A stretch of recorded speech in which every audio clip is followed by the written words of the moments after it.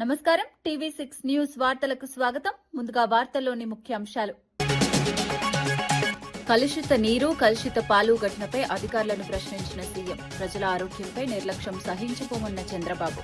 కలెక్టర్లు క్షేత్రస్థాయిలో పర్యటించాలని సీఎం ఆదేశం. కల్తీ ఘటనలపై అధికారులకు సీఎం హెచ్చరిక. పేదల కోసం పోరాడుతున్న కవిత గొంతు నొక్కుతున్నారని ఆరోపణ. వెలుగుమట్ల బాధితుల కోసం కవిత పోరాటం అన్న జాగృతి నేతలు. మహిళా గొంతు నొక్కుతున్నారన్న ప్రభుత్వంపై విమర్శ. 700 కుటుంబాల సమస్యలపై కవిత పోరాటమన్న జాగృతి. మూసీ పునరుజ్జీవనంపై సీఎం రేవంత్ కీలక సమీక్ష. మూసీ ప్రాజెక్టుపై ప్రత్యేక కార్యక్రమానికి ప్రభుత్వం సిద్ధం.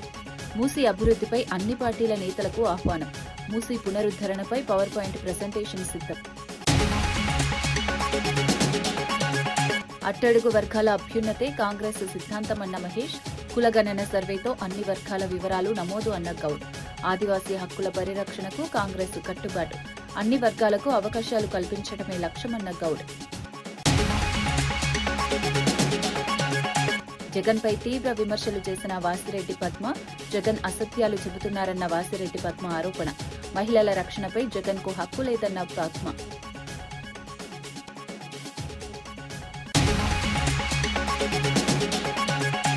పార్లమెంటులో స్పీకర్పై అవిశ్వాస తీర్మానం చర్చ సందర్భంగా టీడీపీ ఎంపీ లావు శ్రీకృష్ణదేవరాయలు చేసిన వ్యాఖ్యలను భువనగిరి ఎంపీ చామల కిరణ్ కుమార్ రెడ్డి తీవ్రంగా ఖండించారు. 2014 ఫిబ్రవరి 14న బ్లాక్ డేగా పేర్కొనడం సరైంది కాదన్నారు. తెలంగాణ రాష్ట్రం రాజ్యాంగబద్దంగా ఏర్పడిందని, అప్పట్లో అన్ని రాజకీయ పార్టీలు దీనికి మద్దతు తెలిపాయని గుర్తు చేశారు. బీజేపీ నాయకులను ప్రసన్నం చేసుకోవడానికి ఇలాంటి తప్పుడు వ్యాఖ్యలు చేయకూడదన్నారు. ప్రస్తుతం 2 రాష్ట్రాలు సత్సంబంధాలతో ముందుకు సాగుతున్న సమయంలో ఇలాంటి వ్యాఖ్యలు ప్రాంతాల మధ్య విభేదాలను పెంచుతాయని హెచ్చరించారు. తెలంగాణ ప్రజల భావోద్వేగాలను గౌరవించాలని సూచించారు. పార్లమెంటు వంటి వేదికలపై బాధ్యతాయుతంగా మాట్లాడాలని అన్నారు. ఇప్పుడు ఈ రోజు ముఖ్యమంత్రిగా ఉన్న చంద్రబాబు నాయుడు కూడా నేను తెలంగాణకు వ్యతిరేకం కాదు, నేను తెలంగాణ ఇయ్యాలి అని కోరుకునే వ్యక్తిని అని ప్రత్యేకంగా ఓపెన్ గా చెప్పిండు. ఓపెన్ గా వాళ్ళందరూ కూడా పార్లమెంట్కి వాళ్ళ ఇంట్రెస్ట్ ని తెలియజేసారు, అన్ని పొలిటికల్ పార్టీలు. అప్పుడున్నటువంటి బీజేపీ సుష్మా స్వరాజ్ని ఈ రోజు కూడా బీజేపీ వాళ్ళు గొప్పలు చెప్పుకుంటారు. సుష్మా స్వరాజ్ వల్లనే ఈ రోజు తెలంగాణ వచ్చిందని. మరి leader of opposition Telugu Desam party BJP నాయకులను ప్రసన్నం చేసుకోనికే నిన్న పార్లమెంట్ ఫ్లోర్ మీద మాట్లాడుతూ, లోక్సభలో ఫ్లోర్ మీద మాట్లాడుతూ ఆ రోజు జరిగిన ప్రక్రియనే తప్పు పట్టడాన్ని నేను ఖండిస్తున్నాను. ఎందుకంటే ఈ రోజు కేవలం మీరు అంటగాగుతున్నటువంటి బీజేపీ అంటే 18th లోక్సభలో చంద్రబాబు నాయుడు, నితీష్ కుమార్ గారు ఇద్దరు కలిసి ప్రజలు వారికి ఓటేసినా వారు బీజేపీకి మద్దతు ఇచ్చి ఈ 18th లోక్సభను కాపాడితే కాపాడిరు. సరే, ప్రజాస్వామ్యంలో వాళ్ళకు ఓటేసిరు, వాళ్ళ ఇష్టానుసారంగా వాళ్ళ తర్వాత ఎన్డీఏకు జతగట్టిరు. దాన్ని నేను తప్పు పడతలేను. కానీ కేవలం నిన్న ఫ్లోర్ మీద బీజేపీ నాయకులను ప్రసన్నం చేసుకోనికనే చరిత్రను తప్పుగా చిత్రీకరించి ప్రజల సెంటిమెంట్లకు ఎగెనెస్ట్ గా మాట్లాడడాన్ని తప్పుపడుతున్న లావు కృష్ణదేవరాయలు గారు. ఎందుకంటే ఈరోజు 2 రాష్ట్రాలు విడిపోయి సత్సంబంధాలతో మంచిగా నడుస్తున్న వ్యవస్థ. మీరు ఇలాంటి వాక్యాలు ఎవరినో ప్రసన్నం చేసుకోనికే మాట్లాడి దాన్ని బ్లాక్ డేగా వర్ణించి మళ్ళీ దాని మీద ప్రత్యేక చర్చ పెట్టాలని నువ్వు parliamentary affairs minister Kiran Rijiju గారిని రిక్వెస్ట్ చేయడము, ఇదంతా చూస్తుంటే మరి నీకు అవగాహన ఉందా? మరి 2014లో అది జరిగినప్పుడు నువ్వు ఏ వ్యాపారంలో ఉన్నావు, ఏ దేశంలో ఉన్నావో నాకు తెలియదు. ఎందుకంటే మీరు ముఖ్యంగా మీరు ఫ్లోర్ లీడర్గా ఉన్నారు కాబట్టి మీరు చరిత్రను తెలుసుకోవాలి, లేదా మీ నాయకులను అడిగి వాస్తవాలు మాట్లాడాలి. ఏది మీ టీడీపీ నాయకులు, అంతే తప్ప ఇష్టానుసారంగా మాట్లాడితే ఊరుకునేది లేదు. ఇరాన్, అమెరికా, ఇజ్రాయెల్ మధ్య జరుగుతున్న యుద్ధం ప్రభావంతో దేశవ్యాప్తంగా గ్యాస్ కొరత ఏర్పడిందని మాజీ ఎంపీ వి హనుమంతరావు అన్నారు. ఇది రాష్ట్రాల సమస్య కాదని, కేంద్ర ప్రభుత్వ సమస్య అని వ్యాఖ్యానించారు. ప్రధాని మోడీ వెంటనే ఈ సమస్యను పరిష్కరించాలని డిమాండ్ చేశారు. గ్యాస్ లేకపోవడంతో హాస్టళ్లలో చదువుకునే విద్యార్థులు భోజనం లేక ఇబ్బందులు పడుతున్నారని తెలిపారు. హోటళ్లు కూడా మూతపడే పరిస్థితి ఏర్పడిందని అన్నారు. ప్రజల జీవన విధానంపై ఈ సమస్య తీవ్ర ప్రభావం చూపుతోందన్నారు. అంతర్జాతీయ స్థాయిలో జరుగుతున్న యుద్ధాన్ని ఆపేందుకు కూడా ప్రధాని చర్యలు తీసుకోవాలని సూచించారు. పిల్లలు హాస్టల్లో చదువుతున్న వాళ్ళకు ఇదొక ఏది భోజనాలకు ఇబ్బంది అవుతుంది, తిండి లేక మళ్ళీ హాస్టల్ పిల్లలు ఇప్పటికే మాకు మంచి భోజనం దొరకలేదని కొన్ని దగ్గర పిల్లలు కూడా చనిపోతున్నారు. ఈ గ్యాస్ కొరత వల్ల స్టూడెంట్స్ అది గిరిజనులు కావచ్చు, ఎస్సీలు కావచ్చు, బీసీలు కావచ్చు, హాస్టళ్లలో భోజనాలు లేకుండా పోతే భోజనం లేక చనిపోవడం కూడా జరుగుతుంది. అదేవిధంగా హోటల్స్ కూడా అన్ని దగ్గర కూడా మూసేస్తున్నారు, హోటల్స్ బంద్ చేస్తున్నారు. ఏంది ఇది? దీని మీద నరేంద్ర మోడీ నోరు విప్పాలే, ఈ యుద్ధాన్ని ఆపడానికి ప్రయత్నం చేయాలి. లేకపోతే ఇంకా చాలా మందికి అన్యాయం జరుగుతుంది. ఒక సీనియర్ నాయకుడిగా, ఓబీసీ ఎంపీసీ మాజీ కన్వీనర్ గా నరేంద్ర మోడీని కోరుతున్న అదే కూడా విదేశాంగ మంత్రి కేవలం రిప్లై కాదండి, మాకు న్యాయం జరగాలి. దానికి కూడా ఇవాళ మీరు ఏం మాట్లాడతలేరు?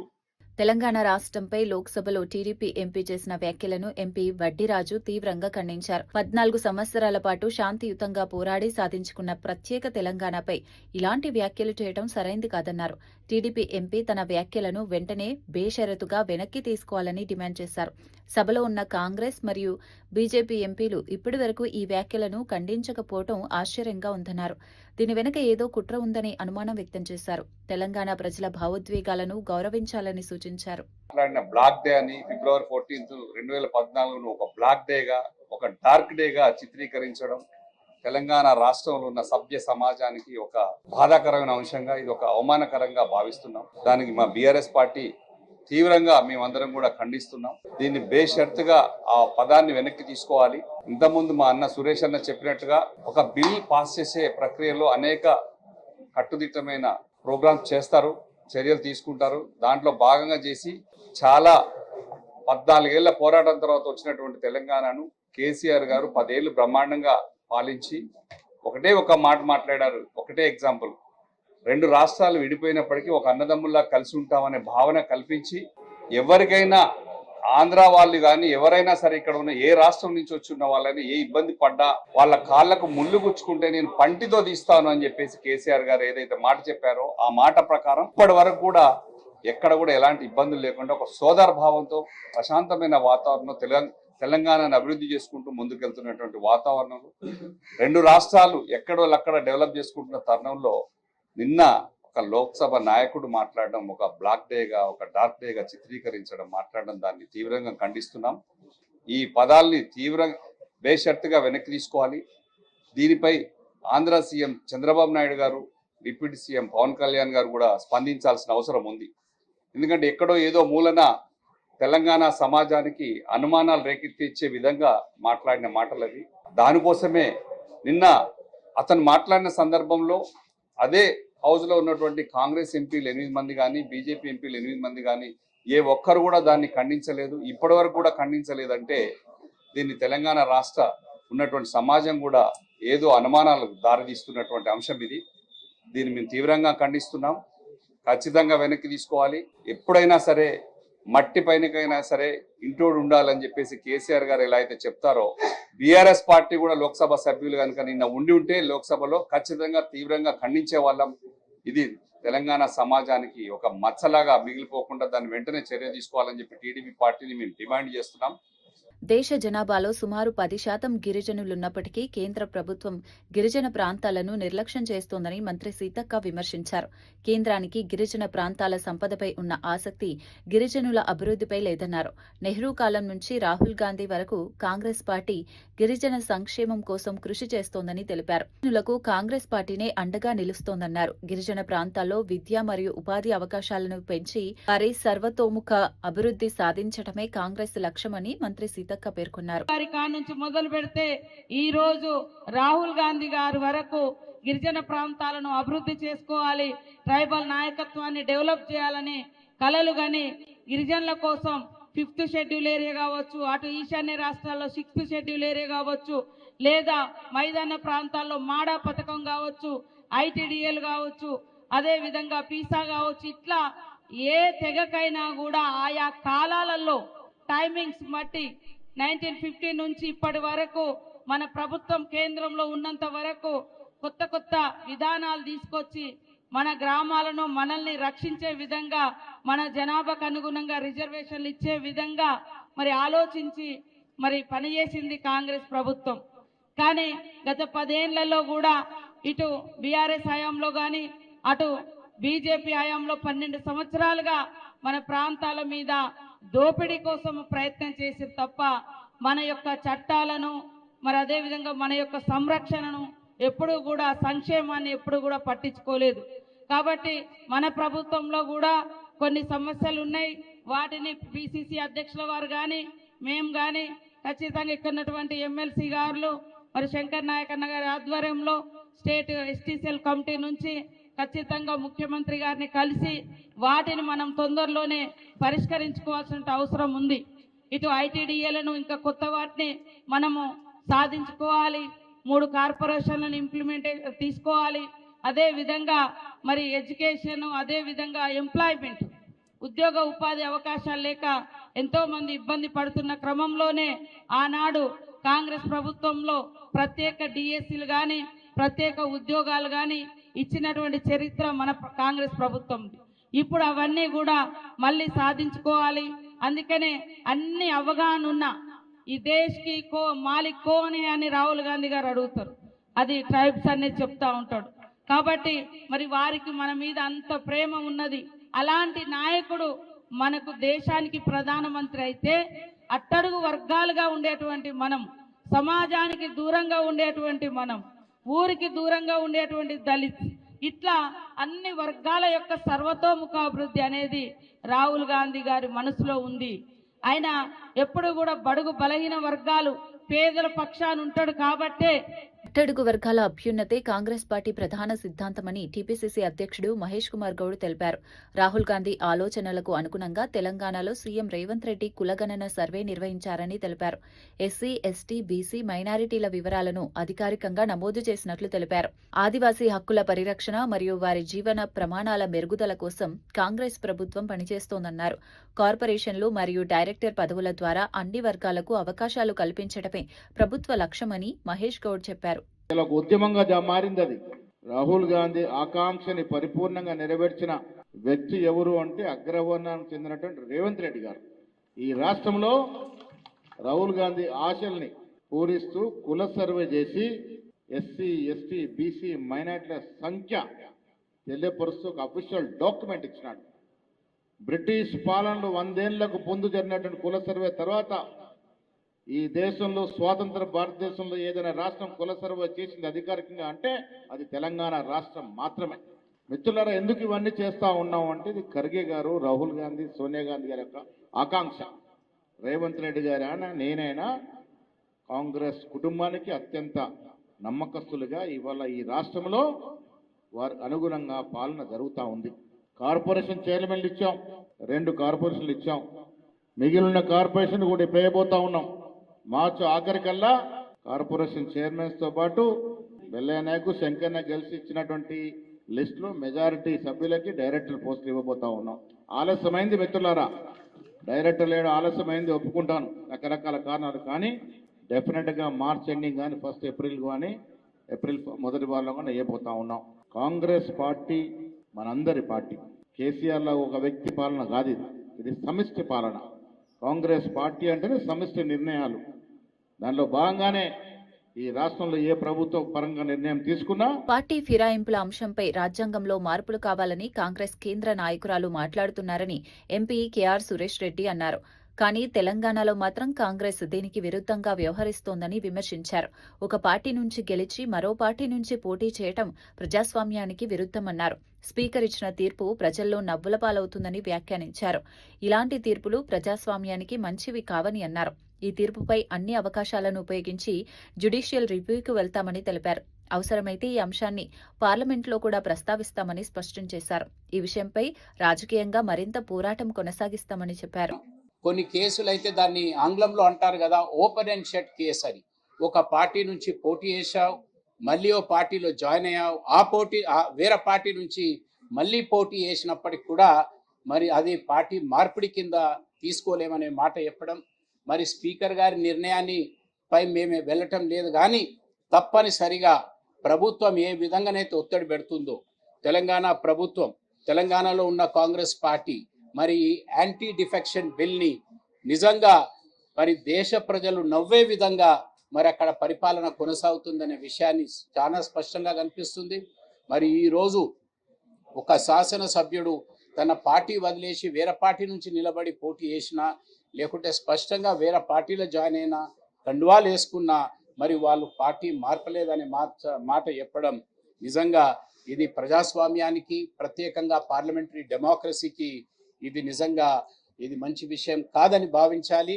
ఏదైతే మాకు అవకాశాలు ఉన్నాయో మా పార్టీ ప్రతి ఒక్క వేదికపై ఈ అంశాన్ని తీసుకెళ్లి ఈ కాన్స్టిట్యూషనల్ గా కానీ లీగల్ గా పోరాటంతో పాటు పొలిటికల్ బ్యాటిల్ కూడా బీఆర్ఎస్ పార్టీ దీనిపై తప్పనిసరిగా టేకప్ చేస్తాం. పార్లమెంట్ లో కూడా ఈ అంశాన్ని, ఎందుకంటే మొదటి నుంచి కూడా ప్రతి ఒక్క అంశంపై కేసీఆర్ గారు ఇచ్చిన ఆదేశాల మేరకు మేము ప్రతి సందర్భంలో ఈ యాంటీ డిఫెక్షన్ పై మాట్లాడడం జరుగుతుంది.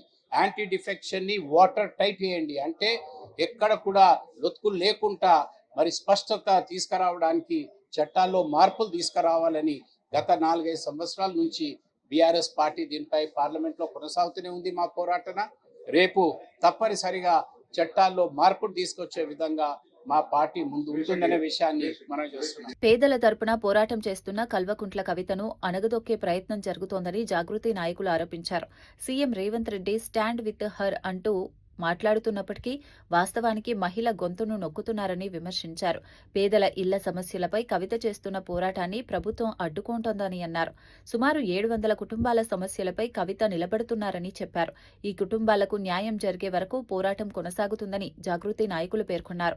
ఈ అంశం తెలంగాణ రాజకీయాల్లో చర్చకు దారితీస్తోంది. జాగృతి రాష్ట్ర అధ్యక్షురాలు శ్రీమతి కల్వకుంట్ల కవితక్క గారిని అన్యాయంగా, అక్రమంగా, అప్రజాస్వామికంగా ఒక మహిళా నాయకురాలని చూడకుండగా, మహిళా పోలీసులు లేకుండగా అరెస్టు చేసి పోలీస్ స్టేషన్లో రాత్రి 8 గంటల వరకు నిర్బంధించి 8 తర్వాత రిలీజ్ చేస్తే మళ్ళీ కూడా ఏ డిమాండ్తో అయితే పేదలకు న్యాయం చేసేంత వరకు అక్కడి నుంచి కదలనని ఒక చిత్తశుద్ధితో పోరాటం చేస్తున్నటువంటి కవితక్క గారిని మళ్ళీ అక్కడ అంబేద్కర్ భవన్కి వెళ్ళి ధర్నా చేస్తున్నటువంటి క్రమం లోపల, నిరసన దీక్ష చేస్తున్నటువంటి సందర్భంలో మళ్ళీ తెల్లవారుజామున నిన్న అరెస్ట్ చేసి ఇక్కడికి తీసుకొచ్చి ఇక్కడ కార్యాలయంలో ఇంటి దగ్గర వదిలితే మళ్ళీ కూడా పేదలకు, అక్కడ ఉన్నటువంటి ఖమ్మం జిల్లా వెలుగుమట్ల బాధితులకు న్యాయం చేసేంత వరకు కూడా ఖచ్చితంగా ఈ నిరాహార దీక్ష మాననని చెప్పేసి గట్టిగా పోరాటం చేస్తున్నటువంటి శ్రీమతి కల్వకుంట్ల కవితక్క గారికి ఈ సందర్భంగా ఉద్యమాభివందనాలు తెలియజేసుకుంటా ఉన్నాం. ఈరోజు మహిళా దినోత్సవం అయిపోయినటువంటి మార్చి 8న మహిళా దినోత్సవం జరిగితే రాష్ట్ర ప్రభుత్వం చాలా గట్టిగా స్టాండ్ విత్ హర్ అని చెప్పేసి గొప్ప కార్యక్రమం చేసింది. మేము ఆమెతో నిలబడతామని చెప్పేసి. కానీ దురదృష్టం, ఒక మహిళని చూడకుండగా, మీరు ఏ చిత్తశుద్ధి లేకుండగా, అంటే మీకు ఇదొక ఉదాహరణ, మీకు మహిళల పట్ల చిత్తశుద్ధి లేదని చెప్పడానికి మహిళా దినోత్సవం అయిపోయినటువంటి 2 రోజులకే కనీసం విచక్షణ లేకుండా ఒక అప్రజాస్వామికంగా న్యాయబద్ధమైనటువంటి డిమాండ్తో పేద వర్గాలకు న్యాయం చేయాలన్నటువంటి ఏకైక లక్ష్యంతో ఎవరో ఇచ్చిన భూములు కావవి, ప్రభుత్వ భూములు అంతకన్నా కావవి, భూదాన్ ట్రస్ట్ ద్వారా సంక్రమించినటువంటి న్యాయబద్ధమైనటువంటి పట్టాలు కలిగి ఉన్నటువంటి పేదలను మీ భూదాహం కోసం ఖమ్మం జిల్లాలో ఉన్నటువంటి 3 మంత్రుల కోసం ఈ రకంగా చేయడం దుర్మార్గం అని చెప్పేసి గట్టిగా నిలబడి మాట్లాడితే మహిళ గొంతు నొక్కే ప్రయత్నం చేసినారు. అందుకే తెలంగాణ జాగృతి స్టాండ్ విత్ హర్ కాదు, మహిళకు రాజకీయ రంగంలో కానీ, ఉద్యోగ రంగాలలో కానీ, వ్యాపార రంగంలో కానీ మహిళకు తన స్పేస్ను తనకి ఇవ్వాలా, అదే నిజమైనటువంటి మీరు మహిళలకు ఇచ్చేటువంటి గౌరవం అని చెప్పేసి జాగృతి ఒకవైపు పిలుపునిస్తా ఉంటే, మీరేమో స్టాండ్ విత్ హర్ అని చెప్పేసి తిరిగి మహిళల యొక్క గొంతులు నొక్కే ప్రయత్నం చేస్తా ఉన్నటువంటి పరిస్థితి. రాష్ట్రంలో చోటు చేసుకున్న పలు ఘటనలపై సీఎం చంద్రబాబు స్పందించారు. శ్రీకాకుళంలో డయేరియా, రాజమండ్రిలో కల్తీపాలు, పెట్లపాలెంలో బాణసంచా ఘటనలు బాధాకరమని అన్నారు. నీరు కలుషితమవుతుంటే మరియు పాలు కల్తీ అవుతుంటే సంబంధిత శాఖలు ఏం చేస్తున్నాయని ప్రశ్నించారు. ప్రజల ఆరోగ్యంతో సంబంధమున్న అంశాల్లో నిర్లక్ష్యం సహించబోమన్నారు. జిల్లాల కలెక్టర్లు కనీసం 8 రోజులు క్షేత్రస్థాయిలో పర్యటించాలని ఆదేశించారు. సమస్యలను ప్రత్యక్షంగా పరిశీలించి వెంటనే చర్యలు చర్యలు తీసుకోవాలని సూచించారు. ప్రజల ఆరోగ్యం మరియు భద్రతపై అధికారులు ప్రత్యేక దృష్టి పెట్టాలని సీఎం స్పష్టం చేశారు. చూసిన తర్వాత చాలా బాధేస్తుంది. Somewhere we are missing, we cannot miss it. అందుకే నేను చెప్తున్నా, ఈరోజు చాలా కఠినంగా ఉంటాం. ప్రజల ప్రాణాలపైన లెక్క లేకుండా కొంతమంది బిహేవ్ చేస్తే అలాంటి వాళ్ళని అప్రమత్తంగా ఉండే స్వార్థం ఎప్పుడూ సమాజంలో ఉంటుంది. అవకాశాలు ఎట్లయితే ఉన్నాయో ఛాలెంజెస్ కూడా వస్తూ ఉంటాయి.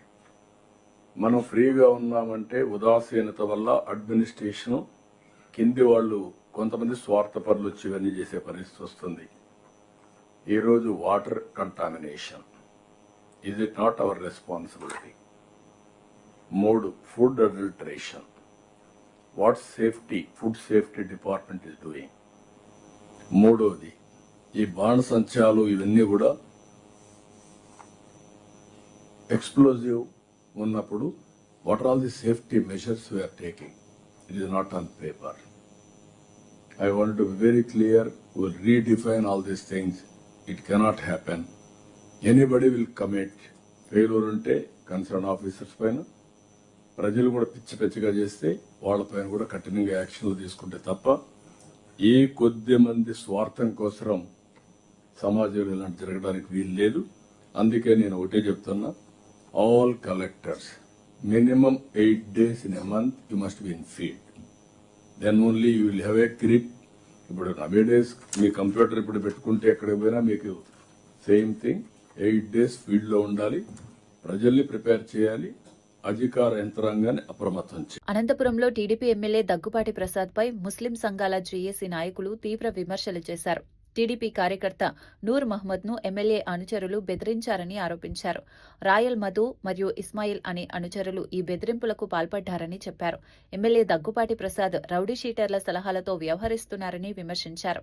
ఇఫ్తార్ విందుకు నూర్ మహ్మద్ హాజరు కాకపోవటమే ఈ వివాదానికి కారణమని తెలిపారు. అనంతపురంలో ఎమ్మెల్యే ఆగడాలు శృతిమించాయని ఆరోపించారు.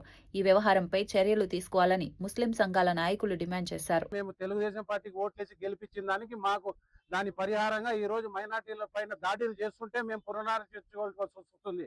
రాబోయే మున్సిపల్ ఎన్నికలలో ఇటువంటి చెంచగాళ్ళని పక్కన పెట్టుకొని డబ్బున్న వాళ్ళని, ల్యాండ్ గ్రాబర్లని, శాండ్ మాఫియాని వెంట పెట్టుకొని ఎమ్మెల్యే గారు ఈ రకంగా ఉన్నారు. మీ పద్ధతి మార్చుకోవాలా? ఒకవేళ మీకు డబ్బు ఎంత ఖర్చు అయిందో చెప్పండి ఎమ్మెల్యే గారు. మీ డబ్బు ఇంటింటికి చందా వసూలు చేసుకొని మీరు ఎమ్మెల్యేగా నిలబడిన డబ్బు ఖర్చు రిటర్న్ ఇచ్చేస్తాం మేము మైనార్టీలంతా. మీరు ఎమ్మెల్యేగా రాజీనామా చేయండి. ఎమ్మెల్యేగా రాజీనామా చేసి మళ్ళీ మీరు ప్రజల్లోకి రండి. లేదా మీ వాళ్ళని, ఎవరైతే మా మైనార్టీ నాయకుడిని ఇఫ్తార్ పెడుతుంటే మీ అఫీషియల్ ప్రోగ్రామ్ లో అతని ఇంటికి ఇఫ్తార్ విందుకు ఎమ్మెల్యే గారు వస్తారని ప్రకటించిన తర్వాత ఒక వార్డు కార్పొరేటర్ ఆ మైనార్టీ ఇంటికి పోకూడదని చెప్పి వాడిని టార్చర్ పెట్టి వాడి ఇంటికి వచ్చి నా వార్డు, నేను ఈ సామ్రాజ్యానికి నేను అధిపతిని ఈ వార్డుకి అని చెప్పి, ఈ అధిపతి సామ్రాజ్యం ఏంది?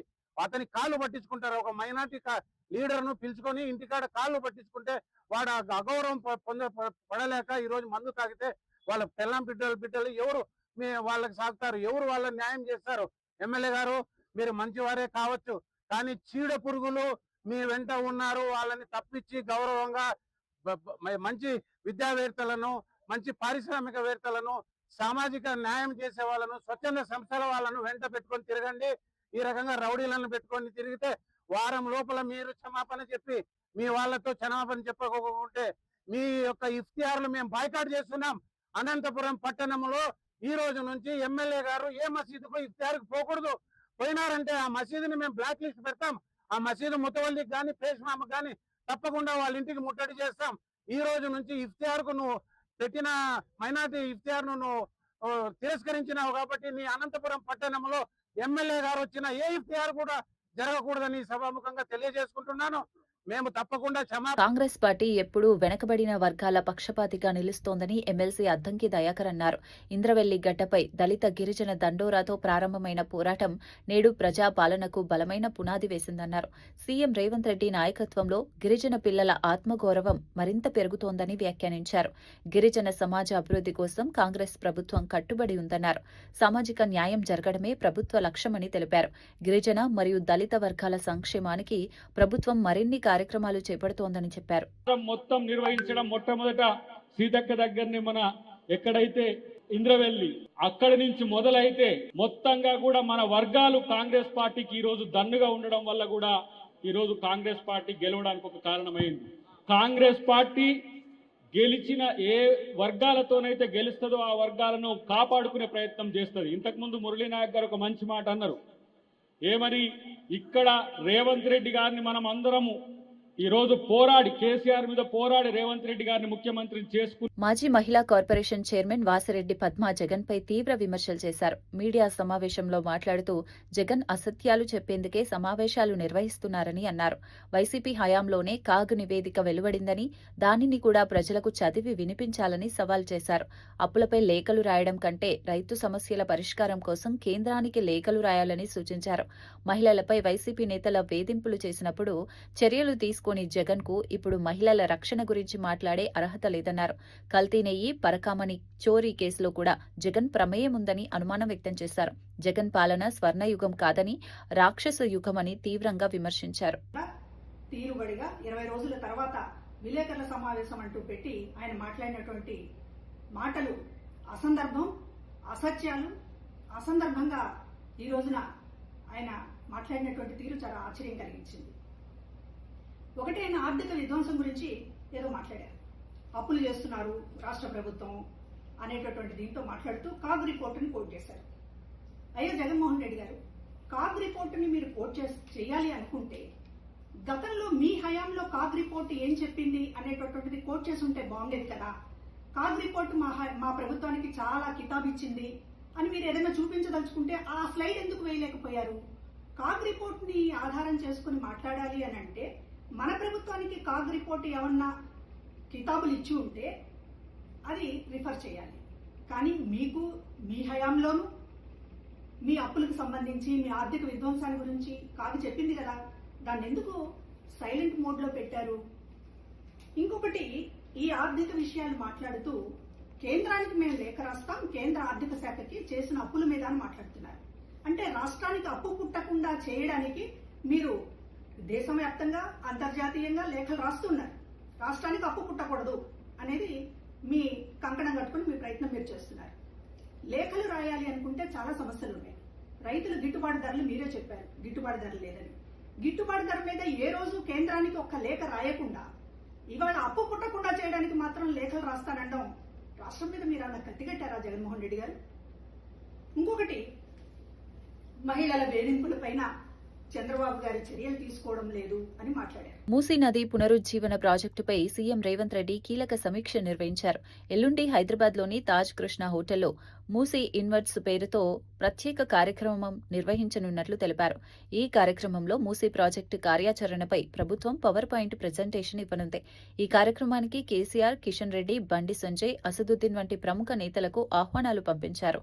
అలాగే అన్ని పార్టీల ఎమ్మెల్యేలు, ఎంపీలు, ఎమ్మెల్సీలు మరియు మీడియా ప్రతినిధులను కూడా ఆహ్వానించారు. మూసీ నది అభివృద్ధిపై విస్తృత చర్చ జరిపే లక్ష్యంతో ఈ కార్యక్రమాన్ని నిర్వహిస్తున్నట్లు ప్రభుత్వం తెలిపింది. వార్తలు ముగించే ముందు ముఖ్యాంశాలు మరోసారి. కలుషిత నీరు, కలుషిత పాలు ఘటనపై అధికారులను ప్రశ్నించిన సీఎం. ప్రజల ఆరోగ్యంపై నిర్లక్ష్యం సహించబోమన్న చంద్రబాబు. కలెక్టర్లు క్షేత్రస్థాయిలో పర్యటించాలని సీఎం ఆదేశం. కల్తీ ఘటనలపై అధికారులకు సీఎం హెచ్చరిక. పేదల కోసం పోరాడుతున్న కవిత గొంతు నొక్కుతున్నారని ఆరోపణ. వెలుగుమట్ల బాధితుల కోసం కవిత పోరాటం అన్న జాగృతి నేతలు. మహిళా గొంతు నొక్కుతున్నారన్న ప్రభుత్వంపై విమర్శ. 700 కుటుంబాల సమస్యలపై కవిత పోరాటమన్న జాగృతి. మూసీ పునరుజ్జీవనంపై సీఎం రేవంత్ కీలక సమీక్ష. మూసీ ప్రాజెక్టుపై ప్రత్యేక కార్యక్రమానికి ప్రభుత్వం సిద్ధం. మూసీ అభివృద్ధిపై అన్ని పార్టీల నేతలకు ఆహ్వానం. మూసీ పునరుద్ధరణపై పవర్ పాయింట్ ప్రెజెంటేషన్ సిద్ధం. అట్టడుగు వర్గాల అభ్యున్నతే కాంగ్రెస్ సిద్ధాంతమన్న మహేష్. కులగణన సర్వేతో అన్ని వర్గాల వివరాలు నమోదు అన్న గౌడ్. ఆదివాసీ హక్కుల పరిరక్షణకు కాంగ్రెస్ కట్టుబాటు. అన్ని వర్గాలకు అవకాశాలు కల్పించడమే లక్ష్యమన్న గౌడ్. జగన్పై తీవ్ర విమర్శలు చేసిన వాసిరెడ్డి పద్మ. జగన్ అసత్యాలు చెబుతున్నారన్న వాసిరెడ్డి పద్మ ఆరోపణ. మహిళల రక్షణపై జగన్కు హక్కు లేదన్న పద్మ.